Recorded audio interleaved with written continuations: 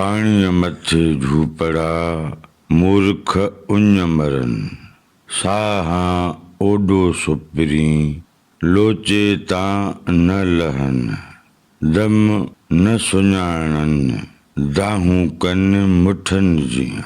मुंहिंजे ख्याल में हिन बैत जी ज़ाहिरी माना हीअं थींदी। लतीफ़ साईं चए थो त अहिड़ा माण्हू अहिड़ा अबोझ माण्हू जंहिंजा घरड़ा पाणीअ जे मथां आहिनि पर पाणी पी कोन था सघनि, पाणी पी उञ नथा लाहे सघनि।